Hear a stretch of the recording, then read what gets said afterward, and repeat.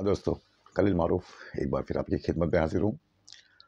तो दोस्तों, मैंने आपसे वादा किया था कि आज मैं कुछ जो 2-4 दिन से जो चीज़ हमारे हिंदुस्तान में हो रही है, उसके बारे में आपको मैं बताऊँ। सबसे पहली चीज़ ये कि जो मुसलमानों पर जो हिंदू महासभा, जो हिंदू महामंच से कुछ बातें हो रही है, बड़ी-बड़ी बातें हो रही है।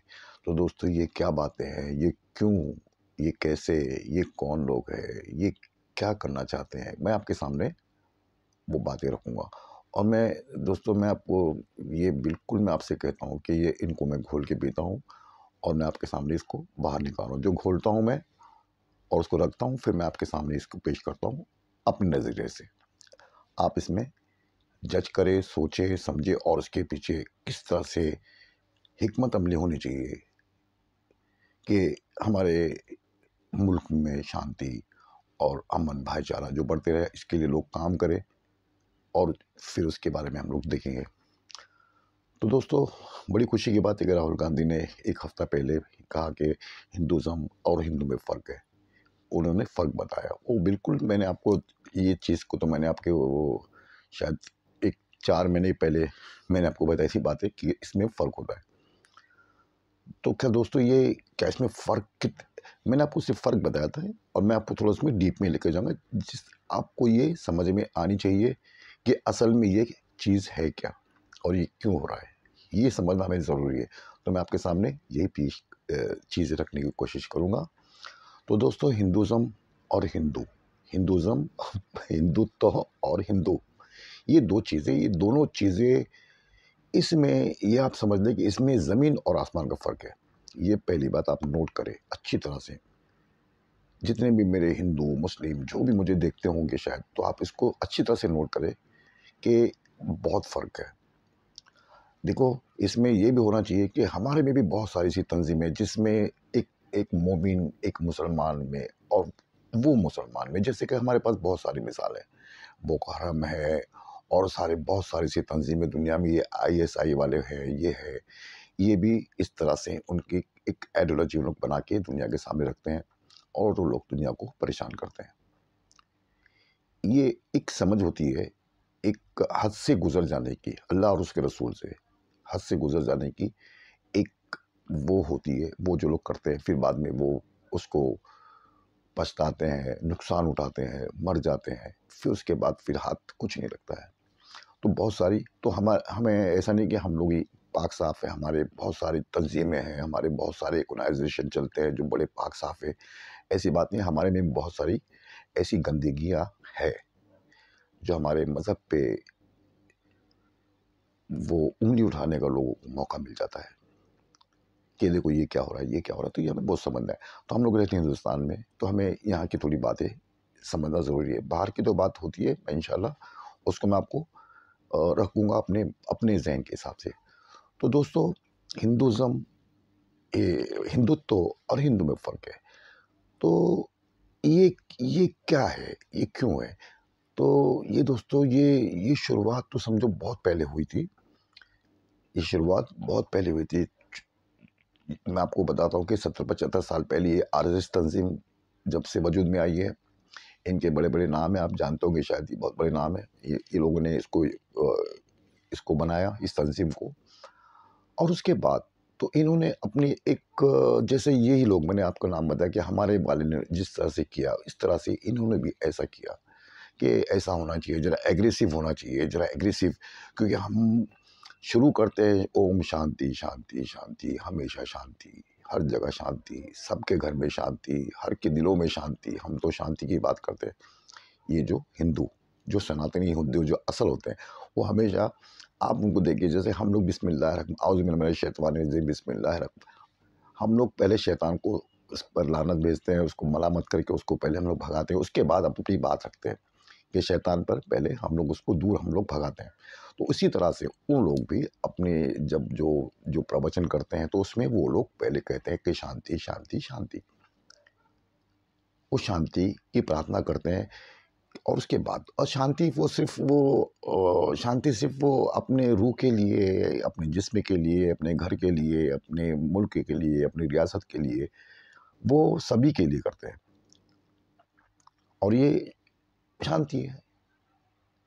अब वो उसमें इसका मतलब क्या होता है वो भी अलग बहस हो जाती है। शांति का मतलब क्या होता है, इस्लाम का मतलब क्या होता है, उसका मतलब क्या होता है, वो एक अलग मैटर है। मैं आपको सिर्फ ये बात बता रहा हूँ जिसके मैं बात करना चाह रहा हूँ। तो दोस्तों, ये अलग होते हैं, ये अलग होते हैं। इनमें और इनमें ज़मीन आसमान का फ़र्क है। जिस तरह से हमारे एक मोमिन मुसलमान के उनमें और उनमें बहुत फ़र्क है। जैसे हमारे बुजुर्गान दीन थे, बहुत सारे बुजुर्गान दीन थे, कभी भी उन्होंने हाथ में, मैं तो आपको तलवार की बात तो बहुत दूर की बात है, उन्होंने कभी भी डंडा भी अपने हाथ में नहीं उठाया, छड़ी, डंडा भी छोड़ दो, मैं छड़ी की बात करता हूँ। उन्होंने, मुझे आप तारीख बता दें हमारे बुजुर्गान दीन की, कि उन्होंने अपने हाथ में छड़ी लेकर किसी को एक चाबुक मारी हो, कि कुछ ऐसा हम लोग सख्ती से हम लोग इसको ये करेंगे, वो करेंगे, जो भी एक्सवाइजेड। तो वो चीज़ और बिल्कुल फैक्ट नहीं थी किसी के हाथ में, सिर्फ प्यार था, मोहब्बत थी, अखलाक थे। आपने उससे वो उसको जीता अखलाक से। सबसे बड़ी पूंजी मैं हमेशा आपको कहता हूँ, अखलाक की कुंजी पूंजी, इससे बड़ी कोई पूंजी नहीं है मोमिन की, और वही उनका हथियार होता है। हथियार में तो हथियार कह रहा हूँ, माफ़ करना, लेकिन उनका वो सरमाया होता है वो। तो वो बात करते हो, इनमें फ़र्क ये है कि ये हिंदूवादी, ये हिंदुत्व वाले, हिंदूवादी में कह रहा हूँ, जो आज जो ये लोग कर रहे हैं हिंदूवादी, और हिंदुत्व में और सनातनी हिंदू में बहुत फ़र्क होता है।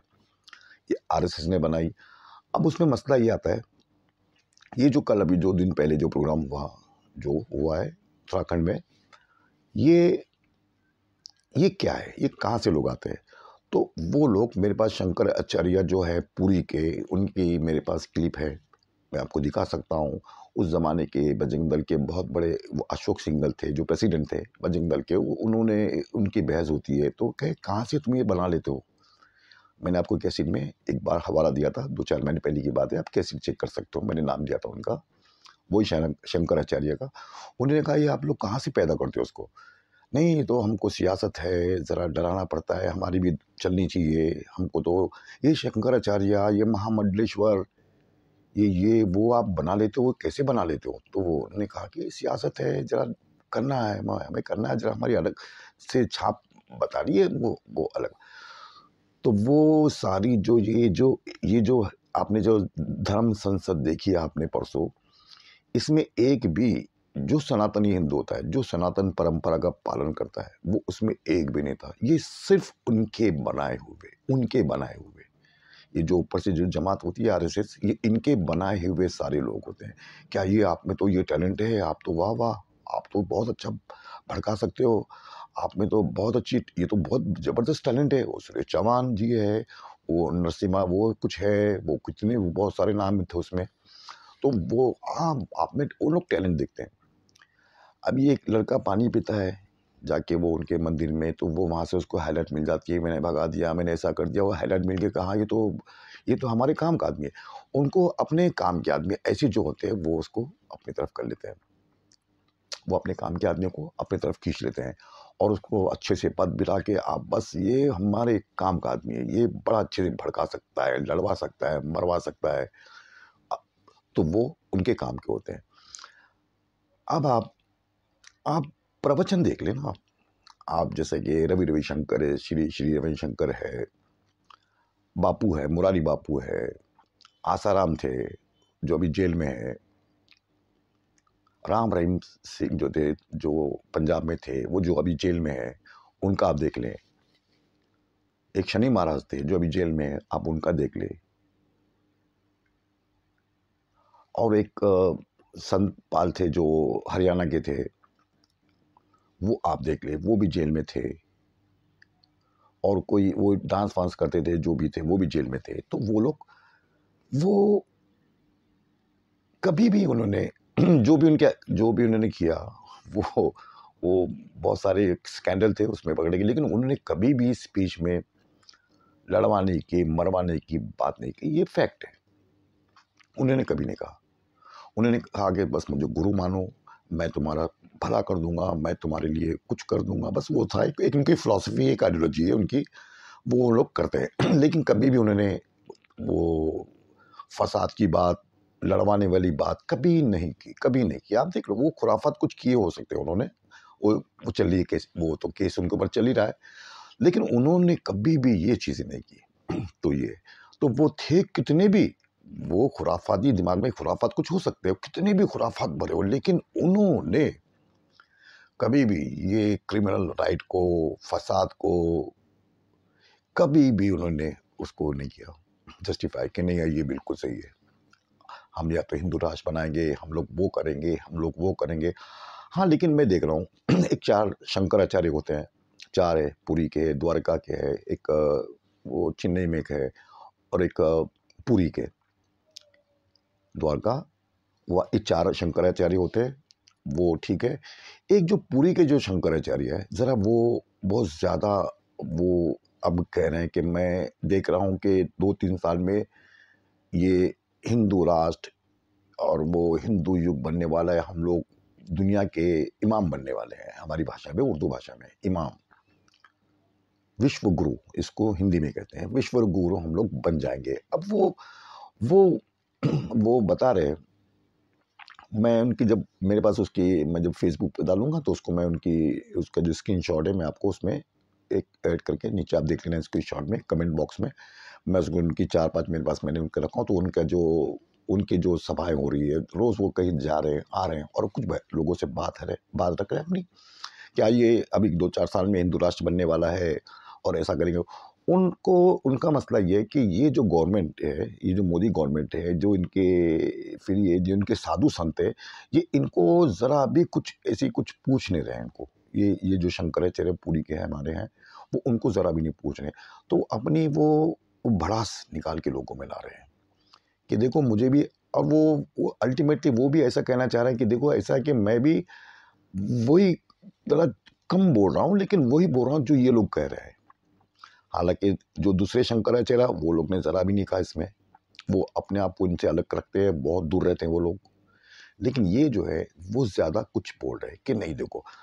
अब मैंने उनकी जब क्लिप देखी तो उन्होंने कहा कि नहीं देखो ऐसा है कि हम तो लाखों नहीं, हम करोड़ों साल से इस दुनिया में बसते हैं, अच्छा उन्होंने करोड़ों साल का बताया कि हम लोग जब से हैं और हमारा किसी ने कुछ नहीं बिगाड़ा, तो अब क्या बिगाड़ेगा, और हम चले आ रहे हैं, किसी ने हमको मिटाया नहीं, ना हम मिट सके, हम है, हमारा वजूद कायम है। तो उन्होंने फिर गिनती बताई, गिनती ऐसी बताई कि हम लोग 100 करोड़ साल, सवा, यानी कि 150 करोड़ साल से हम लोग इस दुनिया में, इस धरती पर हैं, इस धरती पर नहीं, हिंदुस्तान में है, और किसी ने भी हमको मिटाया नहीं, ना हम तो बस हमारा वजूद कायम है, ये सब हमारी चीज़ें कायम है। 1,50,000 से ज़्यादा 56 या 57 थे, तो मैं आपको वो उतने ही करता हूँ, 1.5 में बता देता हूँ। 1.5 करोड़ साल से हमारा वजूद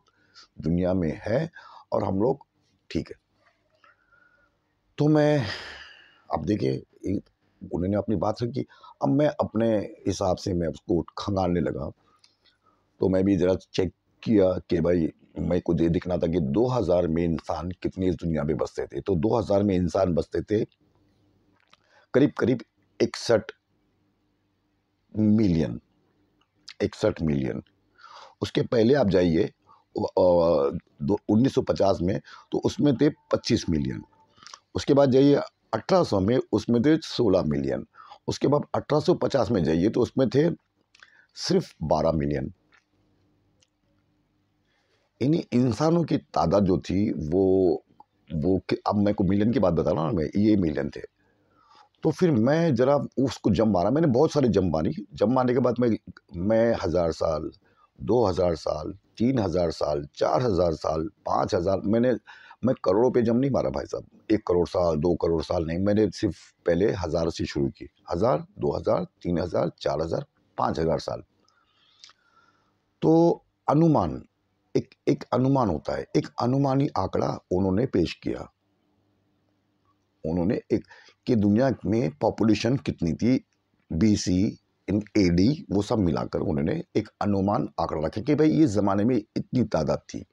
एक अनुमान होता है, एक अनुमानी आंकड़ा था कि भाई कितनी थी, तो उन्होंने पेश किया। तो उन्होंने कहा कि आज से 5000 साल पहले इंसानों की आबादी सिर्फ पूरी दुनिया में 5 लाख थी। ये मैं आपको, ये 5000 साल का मैं आंकड़ा बता रहा हूँ आपको, आप चेक कर सकते हो, मैं आपको उसको भेज भी दूंगा, कमेंट बॉक्स में मैं आपको चेक कर दूंगा, आप उसमें साइट, जो भी साइट है आप उसमें साइट का भी जिक्र है, आप उसको देख लीजिए। तो 5000 साल पहले दुनिया की आबादी सिर्फ 5 लाख थी, पूरी दुनिया की आबादी, हिंदुस्तान समेत पूरी दुनिया की आबादी 5 लाख।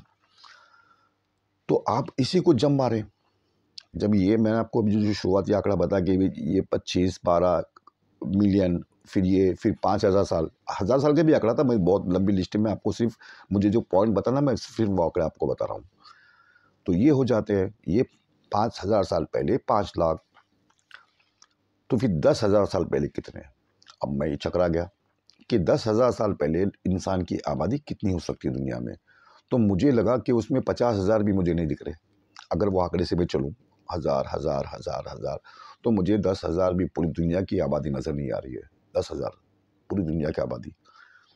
अब मैं फिर उसको जंप मारता हूँ 15,000 पे, तो मुझे तो कुछ भी नहीं दिखाई दे रहा है, मुझे कुछ नहीं दिखाई दे रहा है। मैं बाइबल, इंजील, तौरात, ज़बूर, ये कुरान, इंसानी तारीख मैंने देखी, तो मुझे कुछ नहीं दिखाई दे रहा है। फिर हम लोग उसमें जाते हैं, जैसे खुसूसुल अंबिया होती है कि उसमें जाते हैं, तो उसमें हमको जिन का जिक्र दिखता है कि इंसान थे, उसके पहले जिन थे। 15,000 साल पहले मुझे इंसान, सिर्फ 10,000 इंसान तो मुझे 10,000 साल में दिखे, 15 में मुझे तो कुछ नहीं दिख रहा है। 20 की तो बात ही अलग है, वो तो मैं अनुमानी आंकड़ा, वो आंकड़े ही नहीं है किसी के पास, ना किसी के उसके इमेजिन कोई कर सकता है, सवाल नहीं, एक अनुमान होता है, ठीक है। कुरान में हमें जिक्र है वो जिन्नत व उन्नास, जिन और इंसान। उसके पहले जिन थे, अल्लाह ताला कुरान शरीफ में फरमा रहा कि ज़मीन थी, ज़मीन से इसके पहले जिन थे, जिन के पहले डायनासोर थे। मैंने आपको कैसेट बताई थी, मेरी सबसे पहली कैसेट में आपको मैंने बड़ी खुल के बात बताई थी कि जिन थे, इसके बाद डायनासोर थे, उसको अल्लाह ताला ने आन के आन में ख़त्म किया, तो ये भी थे, तो जिन थे। अब वो 1.5 करोड़ साल पहले,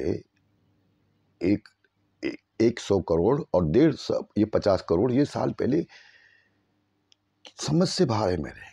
कहाँ लिखा जाता है, कौन लिखता था, कहाँ से चली आ रही है। एक साहब है वो जो यूट्यूब चलाते हैं, वो तो इतना, वो तो इससे भी ज़्यादा बता रहे हैं, वो इससे ज़्यादा बताते हैं। ये तो उन्होंने ये 1.5 करोड़ बताया, उन्हें तो उनका तो आंकड़ा बहुत ही आंकड़ा आगे जा रहा है। साइंटिफिक हिसाब से ये आंकड़ा ज़रा भी फिट नहीं बैठता है। साइंटिफिक हिसाब से आप सोच लें, अगर हमको अपने अपने दीन को अगर साइंटिफिक हिसाब से रखना है, तो हम लोग उसके लिए वो हमें शर्मिंदगी उठानी पड़ेगी, हमें शर्मिंदगी उठानी पड़ेगी। तो वो आंकड़ा उसमें भी फिट नहीं है। तो मैंने उसको बहुत जगह से देखा, तो मुझे कहीं नहीं मिला। हाँ, जिन जिन का जिक्र मिला मुझे, वो तो आग से बने थे, जिन आग से बने, वो तो बहुत बड़ी बात है। मैं आपको सिर्फ शॉर्ट में बता रहा हूँ, जिन आग से बने, इंसान बना है मिट्टी से, वो आग से बने, वो जिन। तो क्या है कि ये जिन थे सब, जिन्होंने कहा कि हम लोग आग से बने हैं, तुम भी आग वाले, वो हमारे तुम बच्चे हो, तो तुम भी आग में, तुम रहते हो, जिनके अगर वजूद तुम्हारा वहां से है तो फिर आग है। मिट्टी में, मिट्टी से बना मिट्टी में गया, आग से बने तो आग में जले। कुछ ऐसा कुछ है, खुल के नहीं बताते हैं लोग। अब आप वो किताबें आप देखें, तो आपको ये जो जिक्र है, यही आप जैसे कि रामायण में जिक्र है ये रावण का, उसको राक्षस बताया गया, जिसको हम लोग अरबी में, उर्दू में जिन कहते हैं।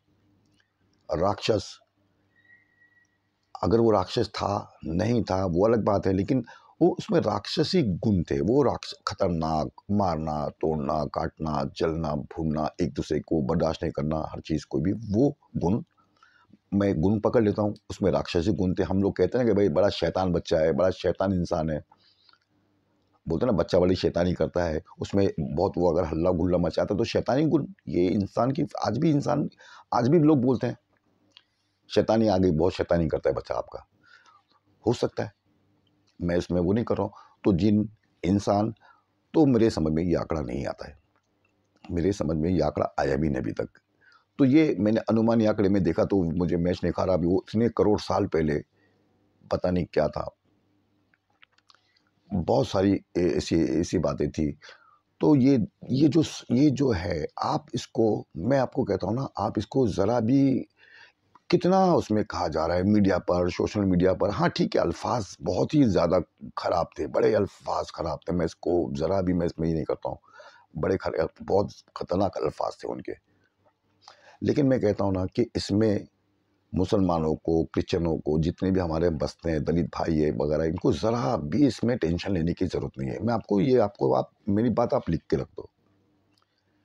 ये कुछ लोग कुछ ओड़ंग मचाएंगे, कुछ कमज़ोरों पे, कुछ अकेला दुक्का, इक्का दुक्का देके चलो यहाँ पे कुछ कम तादाद में। मैं आपको हमेशा बताते रहता हूँ इस चीज़ें कि छोटी सी बस्ती है, किसी गांव में छोटी सी बस्ती है, वहाँ पे हल्ला गुल्ला हो सकता है थोड़ा बहुत, उनको अगर मौका मिलता। क्योंकि हुकूमत, देखिए इतनी बड़ी संसद हो गई उनकी, धर्म संसद में एक अल्फाज, इतने खतरनाक अल्फाज, लेकिन किसी ने भी उसको कुछ नहीं कहा। एक शर्जील इमाम था, बेचारा कुछ नहीं कहा, तो उसे वो अभी तक यूपी में उसको बंद कर के रखा था, साल से ज़्यादा हो गया। अब इतनी बात तो मैं ये कहता हूँ ना कि साहब देखो, इंसाफ नहीं है, इंसाफ, ये लोग इंसाफ का इनमें मादा नहीं है। मैंने आपको इस एक कैसेट में बताई थी खुल के, मैंने आपको, देखो आज नहीं बताया, मैंने आपको बहुत पहले बताया था। अब आप सोचेंगे कि इंसाफ नहीं, ये देखिए ना, आप उसको आप देखें, इंसाफ नहीं है। बाबरी मस्जिद के साथ इंसाफ नहीं हुआ, और कितनी हमारी चीज़ें थी उसके साथ इंसाफ नहीं हुआ, और ना ये इंसाफ कर सकते हैं। जब इंसाफ नहीं कर सकते तो आपको चीज़, जो आपका जो टारगेट है, आप लोग को जो चाहते हो, मैं खुद इसका मैं तो देखना चाहता हूँ कि वो कुछ हिंदू राष्ट्र की बात होती है तो कैसा हिंदू राष्ट्र है जिसमें प्योर पानी बरसेगा आसमान से। एक एक वो रामायण में कुछ हिस्सा है उसका, मैं आपको बता रहा हूँ कि हिंदू राष्ट्र में क्या होगा। प्योरिटी, पानी की प्योरिटी, एकदम नेचुरल सब होगा, फल फ्रूट उगेंगे, लदे रहेंगे, उसमें एक फल में भी कीड़े का नामो निशान नहीं होगा, नहीं खराब नहीं होगा। आम में कीड़ा लग जाता है, बरसात में वो होता है ना, उस जमाने में जो रामराज था वो, उसमें ये चीज़ें नहीं हो सकती। अगर वो रामराज आता है तो पेड़ आपको एकदम हर चीज़ प्योर, पानी बरसेगा एकदम अपने हिसाब से, जितना चाहिए उतना, ना बाढ़ आएगी, ना नुकसान होगा, ना खेत जलेंगे, ना खेत उजड़ेंगे, ना घर जलेंगे, ना वो खेतों को नुकसान होगा। और रामराज में वो था। और उसमें सबसे अच्छी बात है कि लोग सच्चाई को चलेंगे, सच पे चलेंगे, और झूठ तो उसमें बोला ही नहीं जाएगा। ये पॉइंट भी इसमें था, झूठ बोला नहीं जाएगा, झूठे मक्का लोग उसमें नहीं होंगे। वो रामराज में नहीं थे, और ये रामराज में ऐसे होगा, रामराज झूठ लोग नहीं बोलेंगे। तो अब ये आप देख ले, तो मैं इसीलिए कहता हूँ कि ना साहब, आप इसको ज़रा भी ये नहीं करो, क्योंकि हमारे हमारे साथ हिंदुस्तान के जो, देखो आंकड़ा क्या होता है कि हम लोग अभी 80 करोड़ 90 करोड़ हम लोग हैं यहाँ पे, सबसे ज़्यादा हम लोग हैं। मैंने आपको इस कैसेट में आंकड़े बताए थे कि कितने लोग हो सकते हैं। मैं समझता हूँ ना, मुश्किल से ये लोग 5%, तो मैं बहुत कह रहा हूँ आपको, 5% भी नहीं है जो ये हुल्लड़ मचाते ना, हुंगर। फिर इनके पीछे कुछ ऐसे जो होते हैं लोग जिसको कुछ समझ नहीं होती है, बस हमको भीड़ के पीछे जाना है, भीड़ के साथ लगना है, कुछ लोग वो चले जाते हैं। तो उनका भी सब मिला के आप देख लो ना, मुश्किल से वो 5% भी नहीं बनते हैं। अगर 135 करोड़ की आबादी, 5% के आप उसको निकालो तो समझो 8 9 10 करोड़, अब बहुत पकड़ लो 10 करोड़। भाई साहब 125 करोड़ लोग रहते हैं दूसरे, 125 करोड़ लोग, और ये जो 125 करोड़ लोग हैं ना, ये ही उनको जवाब देंगे, ये इनको जवाब देंगे। मैं तो हैरान, कभी मैं तो आपको बताऊं, मैं तो परेशान।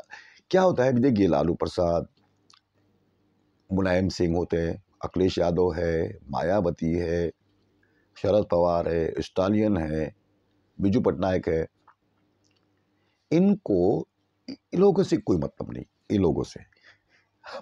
मैं तो मैं जब इनकी वो मैं घूरने वाली बात मैं आपसे करता हूँ ना, तो मैं परेशान, ये फिर क्या है, ये क्या है, फिर वो क्या है, अलग, एकदम अलग, बहुत डिफरेंस। आपको आपको मैं कहता हूँ ना, आप न्यूज़ देख ले, कल सुबह में उठ के आप न्यूज़ खोल ले, आज तक खोल ले, एबीपी खोल ले, आप जो भी न्यूज़ खोल ले, आपको कभी भी चेन्नई की न्यूज़ नहीं मिलेगी कि चेन्नई का स्टालिन ने ये कहा। केरला की न्यूज़ आपको नहीं मिलेगी, आपको पौंडीचेरी की नहीं मिलेगी, आपको उड़ीसा की नहीं मिलेगी, मेघालय की नहीं मिलेगी। आपको नाम बताओ, बहुत नाम है उसकी। आपको लक्षद्वीप की नहीं मिलेगी, मालदीव की नहीं मिलेगी। कितने फिर ये न्यूज़ सिर्फ ये दिल्ली, उत्तर प्रदेश, बिहार और एक असम, ये तो अभी असम हाईलाइट हुआ है, ये 5-6 साल से, 8 साल से। असम की भी पहले कुछ ऐसी न्यूज़ आज भी नहीं आती है। कुछ ऐसा कुछ क्रैशेस होते हैं, किसी ने कुछ अल्फाज निकाल दिया तो अरे देखो उनके मुख्यमंत्री ने ये अल्फाज कहा, बस ये निकलते हैं और कुछ नहीं निकलता है। तो नेशनल मीडिया पर हिंदी पट्टी वाले जो मीडिया होते हैं, आप इन लोगों का जिक्र भी नहीं आपको होगा। ये इनका जिक्र कि तमिलनाडु के स्टालिन ने आज ये कानून, ये ऐसी बात, वो ऐसा, वो वैसा, देखो आपको कहीं नहीं मिलेगा। आप देखो कहीं नहीं मिलेगा। अभी झारखंड देख लिया आप, उसने कहा कि लंचिंग के जो करेगा उसके लिए सख्त कानून बना दिया गया। भाई हिंदू है वो, हिंदू में भी कैटेगरी जैसे ब्राह्मण उन्हें बांटी है, वो उसमें कुछ किस्म के हिंदू हो सकते हैं वो, लेकिन देखो नहीं, हम बर्दाश्त नहीं करेंगे। कोई लिंचिंग करता है तो सख्त कानून। तो मैं कहता हूँ ना, इसको जरा भी ना देखें। ये कुछ है, ये कुछ लोग हैं, मैं मानता हूँ, लेकिन क्योंकि देखो क्या होता है कि आप लोग ने कभी रॉकेट नहीं चलाया, आप लोगों ने कब, मैं आपको एक मिसाल बता रहा हूँ मिसाल बता रहा हूँ, आपसे मिसाल से समझ जाओगे मैं क्या कहना चाहता हूँ। आपने कभी रॉकेट नहीं चलाया, आपने कभी प्लेन नहीं चलाया, आपने कभी कुछ ऐसी कुछ ये नहीं की आप समझो मेरी बात को, और आप कहते हो कि नहीं अभी हम लोग वो करेंगे, वो करेंगे, वो करेंगे। उसके लिए प्रैक्टिस उसकी ज़रूरत है, प्रैक्टिस की ज़रूरत है। आपको प्रैक्टिस की ज़रूरत है। आपने तो कभी, आप तो मच्छर को ही मारना पाप समझते हो, मच्छर को मारना पाप समझते हो। बहुत सारे उनमें ऐसे टैक्स है जो मच्छर को भी नहीं, जैसे जैन लोग हैं, वो मुंह को पट्टी लगाते हैं कि नहीं कोई जरासीम भी नहीं जाए अंदर। जरासीम भी, उसको हत्या हम लोग को नहीं बर्दाश्त कर सकते। तो भाई साहब आप लोग जो आप लोग कह रहे हो ना 20 लाख मुसलमानों को मारोगे, हत्या करोगे, आपने कहीं प्रैक्टिस की? ये एक दो का दुक्का, वो कहीं वो कुछ इक्का दुक्का आप मारते हो 15-20 मिलकर, वो प्रैक्टिस होती है। मुझे हंसी आती है, मैं वो आप लोग इतनी प्रैक्टिस करते हो, ये प्रैक्टिस होती है। अरे 20 करोड़ टारगेट में आपको तो कितने सालों लग जाएंगे आपको। 20 करोड़ को मारते मारते आपको सालों लग जाएंगे। और हिम्मत चाहिए, हिम्मत, हिम्मत चाहिए, हिम्मत। क्योंकि आपने प्रैक्टिस कभी नहीं की ना, आपने कभी प्रैक्टिस नहीं की, आपने कभी वो प्रैक्टिस नहीं। माफ़ करना जरा, मैं कुछ उसको अल्फाज में कह रहा हूँ, माफ़ करें। मैं देखो ये जो मेरे हमारे हिंदू भाई है, बहुत बेहतरीन हिंदू है। ये जो भाई लोगों को सलाम, इनकी सोच, इनकी समझ, इनको सलाम। मैं उनके लिए सिर्फ कह रहा हूँ, वो वालों के लिए, हिंदुत्ववादी वालों के लिए, वो उनको मैं कह रहा हूँ। आप इनको ज़रा भी उसको माफ़ करना, मैं आपको फिर कह रहा हूँ, मैं सिर्फ उनके लिए कर रहा हूँ। प्रैक्टिस किया आपने कभी? इक्का दुक्के को आप करते हो, ये तलवारें लेके निकलते हो आप लोग। आपको आपको राजपूत हो, ये जो तलवारें आप निकालते हो, राजपूत हो आप लोग फिर देखो अभी ऐसा होगा कि राजपूत का धर्म है सिर्फ वो तलवारबाजी करना, वो करना। वैश्य का धर्म है वो सिर्फ, देखो धर्म की बात कर रहा हूँ, सीरियस है मैं, बहुत सीरियस हूँ मैं। धर्म की जब बात की तो वैश्य का कर्तव्य है कि वो व्यापार करे। क्षत्रिय का मत वो है कि वो जंग लड़े। ब्राह्मण का धर्म है कि वो पूजा पाठ पद्धति वो सब करे, मंदिरों की देखभाल। मंदिर तो वेद काल में मंदिर नहीं था, वेद काल में मंदिर नहीं था। कुछ नई बात आपको, मैं आपको फिर बोलता हूँ ना, नई बात कुछ, वेद काल में मंदिर नहीं था। मैं किसी को भी मैं आपसे कहता हूँ, मैं आपको चैलेंज करता हूँ, आप मुझे वैद काल में बताइए कि हमने इस चीज़ का कोई मंदिर था, किसी भी भगवान का, किसी का भी, मैं किसी की भी बात कर रहा हूँ। आप यूट्यूब पे जाएं और उसको जरा सर्च कर, ये माफ़ करना, गूगल पे जाए और आप वेद काल में मंदिर ऐसा कुछ आप करो, आप देखते हैं ना मेरी बात, आपको फिर पता, मैं आपको ऐसे नहीं बोल रहा हूँ, मैं बहुत तहकीक करके, बहुत अच्छे करके मैं आपको बता रहा हूँ। वेद काल में मंदिर नहीं था, मंदिर नहीं था, कहाँ से? तो ये इनका काम है, मंदिर पूजा पाठ करना, ये करना, क्योंकि ये भाई बहुत बहुत बहुत गहरी बहुत बहुत पेच है, गहरी नहीं बोलता मैं, बहुत पेच है। इसीलिए बड़े बड़े जो इनके स्कॉलर थे, जो क्रिटिक्स थे इनके, इन्होंने कहा कि ये इतने चालाक है ना, ये दुनिया में ऐसे चालाक इनके जैसे इस्तेमाल इंसानों को करना, जज्बात का इस्तेमाल करना, इनसे बेटर कोई नहीं कर सकता है। जज्बातों का इस्तेमाल इनसे बेहतर कोई नहीं कर सकता। ठीक। अब मैं कभी कभी ये भी सोचता हूँ कि वो अभी उन लोग बात चल रही है कि गजवा हिंद की बात भी आती है। गजवा हिंद उन लोग, उनको बड़ा डर है गजवा हिंद से, देखो बहुत डर है उनको, अरे गजवा हिंद आ जाएगा, ये वो तारीख फतह वगैरह वो है ना, वो तो गजवा हिंद, हिंदू को अपने आप को संभालो, वो मुसलमान अपने आप को कहता है और हिंदुओं को कहता है कि गजवा हिंद होने वाला, तुम्हारी गर्दनें काटी जाएगी, वो कहता है गजवा हिंद। अब मैं गजवा हिंद की बात भी करता हूँ, मैं कहता हूँ ना, अगर गजवा, मैं भी ज़रा समझना चाहता हूँ गजवा हिंद के बारे में, मैंने बहुत उसको देखा, किसी ने कुछ, किसी ने कुछ, किसी ने कुछ कहा, लेकिन मैं तो उसको समझ रहा हूँ अभी तक भी। तो मैं सोचता हूँ कि यार अल्लाह, ये गजवा हिंद किस पे लागू होगा? एक बात होती है ना, किस पे लागू होगा, किस पे लागू होगा?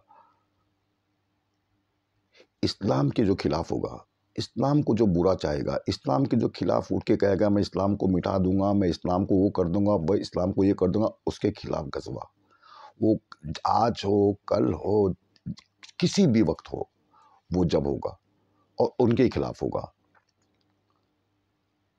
और मेरे मुसलमान भाई, आप ये याद रखें, ये जो हमारे अच्छे जो हिंदू लोग हैं, अच्छे जो सनातनी लोग हैं, जो अच्छे जो है, वो बहुत बहुत ज़्यादा तादाद में, आपको कहता हूँ ना मैं, 10% तो मैंने आपको बहुत बता दिया। इनको इनको कभी भी आँच नहीं आना चाहिए, इनका बाल बाका नहीं होना चाहिए, आप यही बात याद रखें। ये बहुत बेहतरीन इंसान है, ये बहुत बेहतरीन इंसान है दुनिया में। ये हमारी हिंदू कौम के जो सनातनी जो होते हैं, हिंदू होते हैं, जो हर किसी में वो बिलीव करते हैं, हर किसी को अच्छे जानते हैं, सब मज़हब का जो एहतराम करते हैं। कभी ऐसी नौबत आती है, आज हम लोग है, कल नहीं है, हमारी बात पता नहीं है, आज है, कल नहीं है, दबती है, नहीं दबती है, लेकिन याद रखना आप, इनके बाल को भी धक्का नहीं लगना चाहिए। ये हमारे लिए बहुत ज़रूरी है, हमारे लिए ये हमारे लिए बहुत ज़रूरी है। और याद रखना ये बात को, यही लोग, हम लोग को कोई ज़रूरत नहीं है, हमको इनसे उलझने की कोई ज़रूरत नहीं है साहब, यही लोग इनको निपटेंगे, आप ये भी बात याद रखना। यही लोग, जो सनातनी, जो असली सनातनी है, जो असली हिंदू है, यही लोग इनसे निपटेंगे और इनको वो लोग बराबर करेंगे। जब वो, देखो ये भी लोग ने शुरुआत की है, पहले वो मुसलमान, फिर कुरान, फिर इस्लाम, फिर खुलेआम कत्ले गारत की जो धमकियाँ दी जा रही है। अब वो लोग वेट कर रहे हैं, अभी भाई धमकी दी है, कुछ स्टेप तो उठाओ, चलो। आपने आपका 20 लाख का टारगेट किया, आप 20,000 को तो करो, 20 लाख है ना, आप कभी 20,000 मुसलमानों को मार के दिखा दो, फिर आप देखो इनके साथ क्या होता है। मैं आपको ये चैलेंज कर रहा हूँ, फिर देखो वो लोग इनका क्या हाल करते हैं, वो लोग। मैं क्या कहता हूँ, ये समझने की बात, देखो कुछ होता है ना, वो जज्बात, ये लोगों ने जज्बात का सहारा लिया, इन्होंने जज्बात को, जैसे कि गोधरा कांड होता है तो उसमें क्या कहते हैं कि देखो हिंदुओं को मुसलमानों ने मारा, जला दिया, ये दिया दिया, ये इस्तेमाल होता है, ये इस्तेमाल होता है। मुलायम सिंह ने बाबरी मस्जिद के लिए वो कितने हिंदुओं को शूट कर दिया, अच्छा वो नहीं देखते कि वो कानून नहीं, ये इसकी जिम्मेदारी, इनकी मस्जिद की जिम्मेदारी मेरी है, और इसको कोई तोड़ने जाता है, अगर वो हद पार करता है तो उसके लिए कानून है, उन्होंने कानून का सहारा लिया। उसमें कितने लोग मारे भी गए उसमें, ठीक इंसाफ है, नहीं तुमने गलत किया, तुम, वो हमारा दुश्मन है कि कोई हिंदुओं को मारा। अब इनकी ऐसी फिलॉसफी है, गंदी सोच, गंदी सियासत, और ये सब सिर्फ सियासत के लिए हो रहा है, सब सिर्फ ये यूपी का इलेक्शन हो रहा है, इसके लिए उन लोग ने कर रहे हैं, क्योंकि ये उनके लिए ये आखिरी है।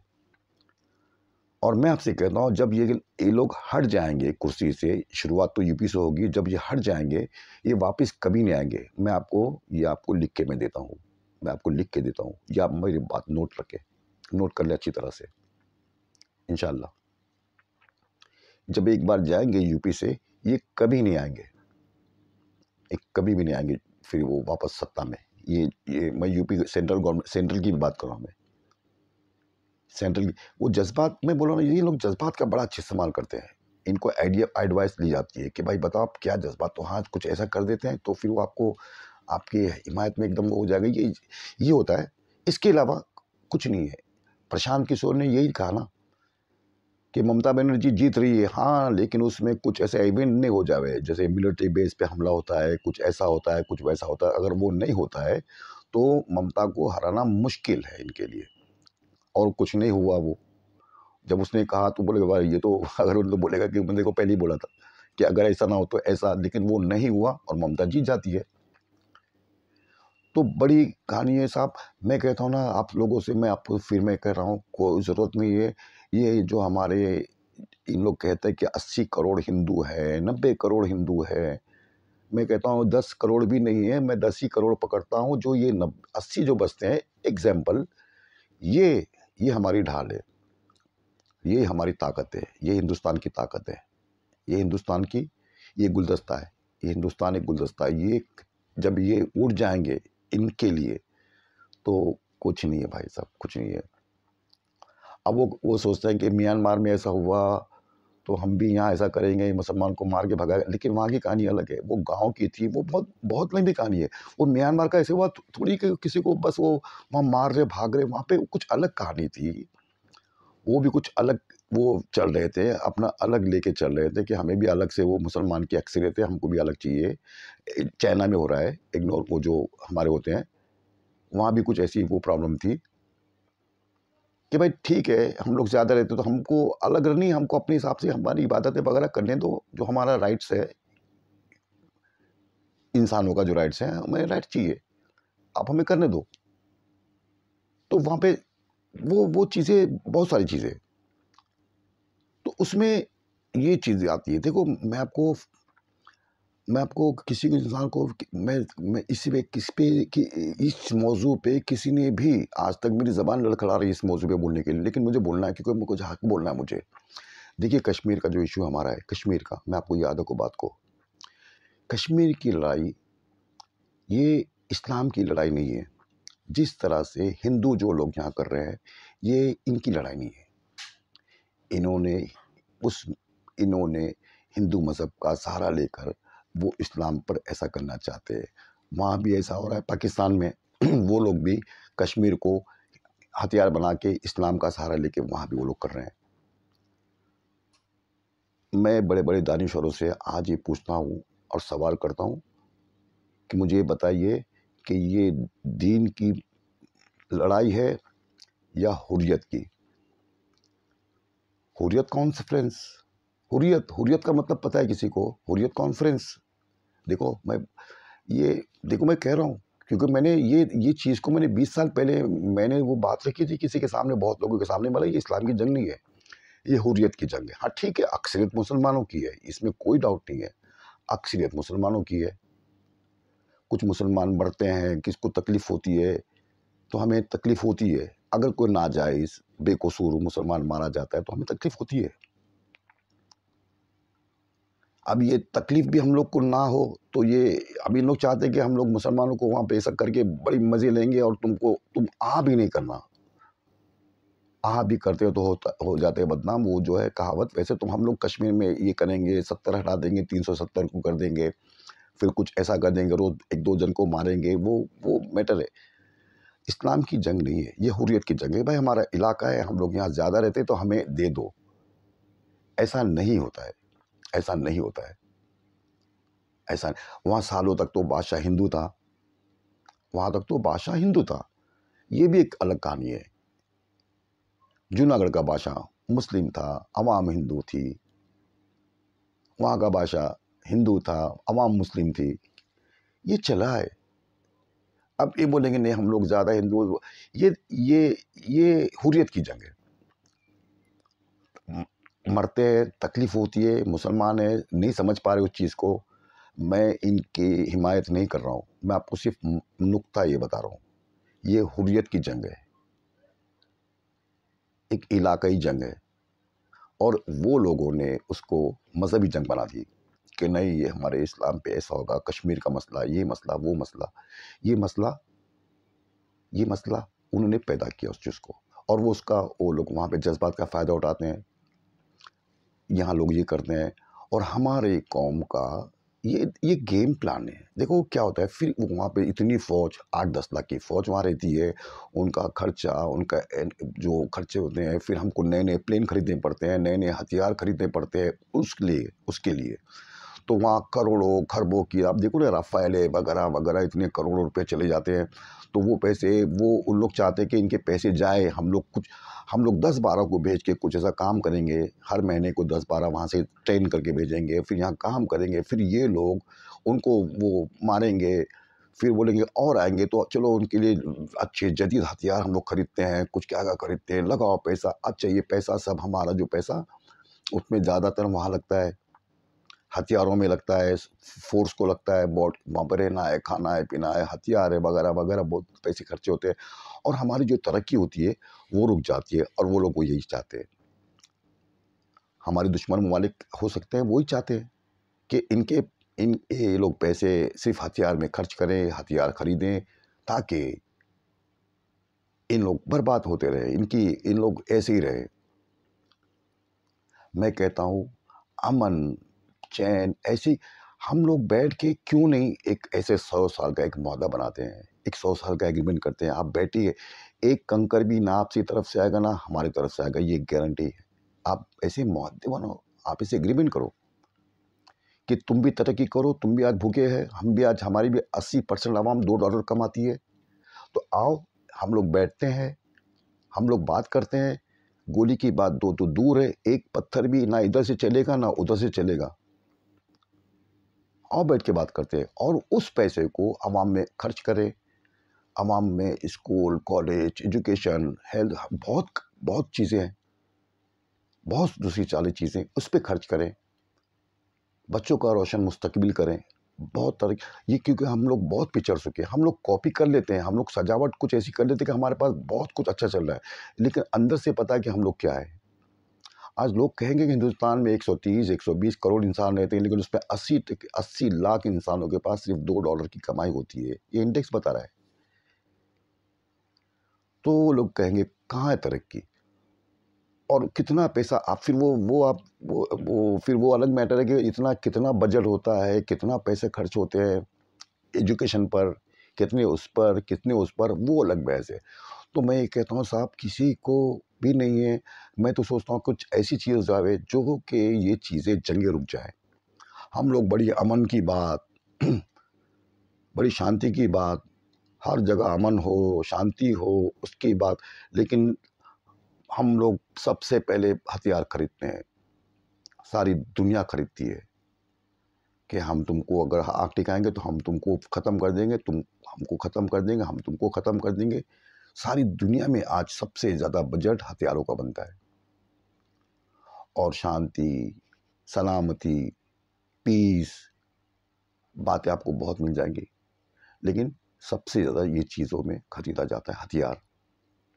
खरीदना चाहिए, अपने मुल्क की हिफाजत करना चाहिए, लेकिन उतना नहीं होना चाहिए, क्योंकि तुम अपने ममालिक से, अपने अड़ोस-पड़ोस से ऐसे रिलेशन बनाओ कि वो चीज़ एकदम स्टेबल हो जाए। बहुत सारी दुनिया में हम लोग ने देखते हैं, हुआ है, एग्रीमेंट हुई है। स आप देखो जर्मनी है, west Germany, east Germany, peace था, दीवारें थी, दीवारें टूट गई है। कोरिया थे, दीवारें टूट गई है। दक्षिण कोरिया, उत्तर कोरिया, दीवारें टूट चुकी है। तो दीवारें जब टूटती है तो उसमें फिर हम वो आने वाले जो भी है 30-50 साल, उसमें हमारी जो कौम है, हमारे लोग हैं, उसको तरक्की मिलनी ही मिलनी है, उसमें कोई दो राय नहीं है। तो ये मेरी बात अब थोड़ा था, मेरे को बहुत कुछ कहना था, लेकिन मैंने थोड़ी बात मैं कुछ प्रोग्राम लेके नहीं बैठ रहा हूँ। बस वो जो मेरे समझ में आता है, मैं जो महसूस करता हूँ, मैं आपके सामने रखता हूँ। और इंशाल्लाह फिर भी मैं कल एक और बनाऊँगा उस पर, एक बहस चलेंगी उसमें, मैं सोचा हूँ उसका भी आपको मैं बता दूँगा कल। तो ऐसा है, तो आप गौर करें और शांति से रहें, और आप ज़रा भी फ़िक्र ना करें। ये बुलबुलें हैं, इन लोगों को इस्तेमाल किया जाता है, ये लोग इस्तेमाल होते हैं, और नहीं हो सकता जितना वो जो टारगेट हो रहे हैं ना, आपको बहुत प्रैक्टिसें करनी पड़ेंगी। ये फुट-वुट लॉ मॉब लिंचिंग वगैरह इससे काम नहीं चलेगा। इसके लिए जिगरा होता है, जिगरा, जिगरा, इसको पहले आप मजबूत करें। ये ये तलवार मंच पे निकालना, वो उन्होंने कहा ना कि ना मंच पे बहुत तलवार निकाली जाती है, नहीं, नहीं सर, ये तो कुछ कुछ लोग हो सकते हैं जो प्रोफेशनली गुंडे-वुंडे होते हैं, हमारे वहाँ भी है, वहाँ भी है, सब जगह है ये सब, ये करते हैं सब, वो दिखाते हैं कि हमने तो बड़ा वो तीर मार लिया, ऐसा नहीं है, ऐसा नहीं है, हकीकत में ऐसा नहीं है। लेकिन हमारे पीछे, और हम उनके लिए ज़रूर खड़े हैं, जो हमारे जो हिंदू भाई है, बड़े जो अच्छे हिंदू भाई है, बहुत सारे नाम मेरे ज़हन में रहते हैं, लेकिन मैं उनका नाम इतना नहीं ले सकता हूँ, बहुत नाम है, 10-15 से मिनट में जो थे सिर्फ वो लिस्ट पढ़ने में लग जाएंगे, इतने अच्छे-अच्छे। आप यूट्यूब में देखें ना, रविकांत भारती, वो विनय दुबे, वो वगैरह क्या है। आप यूँ साक्षी जोशी देख लिया, आप वो देख ले, एंकरों में आप वो वाजपेयी जी को देख ले, पुण्य पर्सन वाजपेयी, अभिषा शर्मा, एंकरों में, इनमें सोशल सोशल लोग, आप देख ले, बहुत लंबी लिस्ट है, आप ज़रा भी उसको फ़िक्र ना करें। ये बुलबुल ये मैं तो कहता हूँ ना, आप एक कुछ हज़ार का टारगेट आप पढ़ लो, चलो 1000, मैं तो उनको कहता हूँ 1000 आप करके देख लो, फिर दुनिया आपके साथ क्या करती है आप देख ले। दुनिया आपका कैसा तमाशा बनाती है, आप देख ले। तो इत्मीनान रखें, मेरी बात आप याद रखें, बिल्कुल नहीं होगा। आपके पीछे हिंदू लोग, हिंदू भाई लोग, जो अच्छे हिंदू है, जो बहुत ज़्यादा है, वो लोग 90 बोलते हैं, लेकिन 80 करोड़ हिंदू आपके पीछे खड़े हैं। आपको वो लोग आपको बिल्कुल आपके पीछे वो खड़े हैं, ज़रा भी फ़िक्र ना करें। अस्सलाम वालेकुम रहमतुल्लाहि व बरकातहू। इंशाअल्लाह फिर मिलेंगे।